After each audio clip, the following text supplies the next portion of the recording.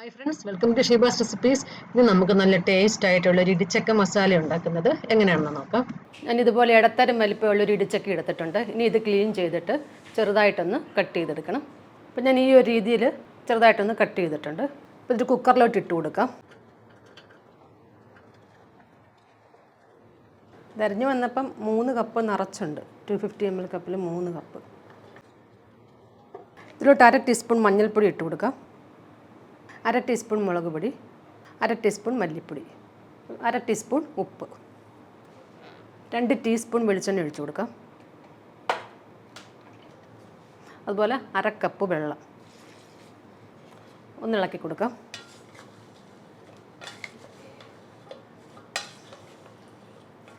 ഇനി ഇത് മീഡിയം ഫ്ലെയിമിൽ ഒരു വിസിൽ വരുന്നിടം വരെ അടച്ചു വെച്ച് വേവിക്കാം. ഒരുപാടങ്ങ് വേവിക്കണ്ട. ബാക്കി നമ്മളിനി മസാലയൊക്കെ ചേർത്തിട്ട് വേവിക്കണം. ഇനി ഒരു പാനിലോട്ട് കുറച്ച് എണ്ണ ഒഴിച്ചു കൊടുക്കാം. എണ്ണ ചൂടാകുമ്പോൾ 1/2 ടീസ്പൂൺ കടുക് ഇട്ട് കൊടുക്കാം. 3 വറ്റൽമുളക് ചെറുതായിട്ട് കട്ട് ചെയ്തത് ഒന്ന് ഇളക്കി കൊടുക്കാം. കുറച്ച് കറിവേപ്പില. ഇനി ഇതിലോട്ട് മീഡിയം സൈസിലെ 3 സവാള അരിഞ്ഞിട്ട് കൊടുക്കാം. പിന്നെ 3 ടേബിൾ സ്പൂൺ തേങ്ങാക്കൊത്ത്. ഇതെല്ലാം കൂടി ചേർത്തൊന്ന് വഴറ്റും. അപ്പോൾ സവാള ഞാൻ ഈ ഒരു സൈസിലാണ് കട്ട് ചെയ്തേക്കുന്നത്. ഇപ്പോൾ ഈ സവാളയൊക്കെ കുറച്ചൊന്ന് വഴന്നിട്ടുണ്ട്. ഇനി ഇതിലോട്ട് 2 ടീസ്പൂൺ വെളുത്തുള്ളി ചതച്ചതിട്ട് കൊടുക്കാം. അതുപോലെ 1 ടീസ്പൂൺ ഇഞ്ചി ചതച്ചത്. ഇതും കൂടെ ചേർത്ത് ഇനി വഴറ്റാം. സവാളയുടെ നിറമൊക്കെ കുറച്ചും കൂടെ ഒന്ന് മാറണം. അതുവരെ ഒന്ന് വഴറ്റാം. ഇപ്പോൾ ഇതെല്ലാം നല്ലതായിട്ട് വഴന്നിട്ടുണ്ട്. സവാള അങ്ങനെ ഗോൾഡൻ കളർ ഒരുപാടായിട്ടില്ല. ചെറുതായിട്ട് നിറമൊന്ന് മാറാൻ തുടങ്ങിയിട്ടേ ഉള്ളൂ. ഇനി ഇതിലോട്ട് വലിയൊരു തക്കാളി ചെറുതായിട്ട് അരിഞ്ഞിട്ട് കൊടുക്കാം. ഒന്ന് വഴറ്റി കൊടുക്കാം. തക്കാളി കുറച്ചൊന്ന് സോഫ്റ്റ് ആയിക്കോട്ടെ. ഇപ്പോൾ തക്കാളിയൊക്കെ നല്ലതായിട്ട് വഴന്നിട്ടുണ്ട്. ഈ ലോ ഫ്ലെയിമിൽ വെക്കണം. എന്നിട്ട് 1/4 ടീസ്പൂൺ മഞ്ഞൾപ്പൊടി ഇട്ട് കൊടുക്കാം. 1 ടേബിൾ സ്പൂൺ മുളക് പൊടി, അതുപോലെ 1 ടേബിൾ സ്പൂൺ മല്ലിപ്പൊടി, 1 ടീസ്പൂൺ ഗരം മസാല. ലോ ഫ്ലെയിമിൽ 2 മിനിറ്റ് നേരം ഒന്ന് ഇളക്കി കൊടുക്കാം. ഇതിൻ്റെ പച്ചമണം ഒന്ന് പോകട്ടെ.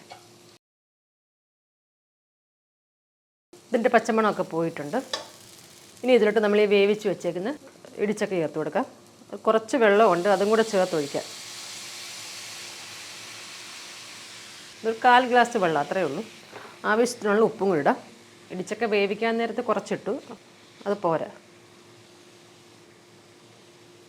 ഒന്ന് ഇളക്കി കൊടുക്കാം.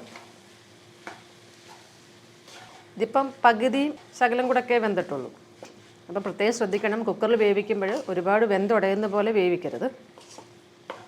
ഇനി ഇതിലോട്ട് 1/2 കപ്പ് തേങ്ങാപ്പാൽ ഒഴിച്ചു കൊടുക്കാം. 2ാം പാൽ. ഇനി 1ാം പാലൊന്നും ചേർക്കത്തില്ല. ഈ 2ാം പാൽ മാത്രമേ ഇതൊന്ന് വേവിക്കാൻ വേണ്ടി നമ്മൾ ചേർക്കുന്നുള്ളൂ. പിന്നെ 1/2 ടീസ്പൂൺ പെരിഞ്ജീരകം പൊടിച്ചത്, ഫ്രഷായിട്ട് പൊടിച്ചത്. ഇത് പെരിഞ്ജീരകം ചൂടാക്കിയിട്ടൊന്നുമില്ല. കുറച്ചും കൂടെ കറിവേപ്പില. നല്ലതായിട്ട് ഇളക്കി കൊടുക്കാം. കൂട്ടത്തിൽ 1/2 ടീസ്പൂൺ കുരുമുളക് പൊടിച്ചതും ഇട്ട് കൊടുക്കാം. നല്ലതായിട്ട് ഇളക്കി കൊടുക്കാം. നല്ലതായിട്ട് ഇളക്കിയിട്ട് ഇതൊന്ന് കൂട്ടി വെച്ച് കൊടുക്കണം. എന്നിട്ട് ലോ ഫ്ലെയിമിൽ വെക്കണം. ഇനി ബാക്കി വേവാനുള്ളത് ഈ മസാലയിലിരുന്ന് വേണം വേവാൻ. അപ്പോൾ ലോ ഫ്ലെയിമിൽ അടച്ചു വെച്ച് വേവിക്കാം. ഇടയ്ക്കൊന്ന് ഇളക്കി ഇട്ട് കൊടുക്കണം.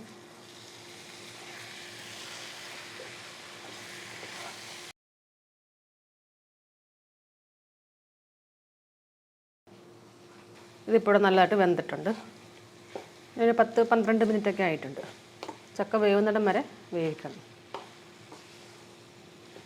നല്ലതായിട്ട് ഒന്ന് ഇളക്കി കൊടുക്കാം.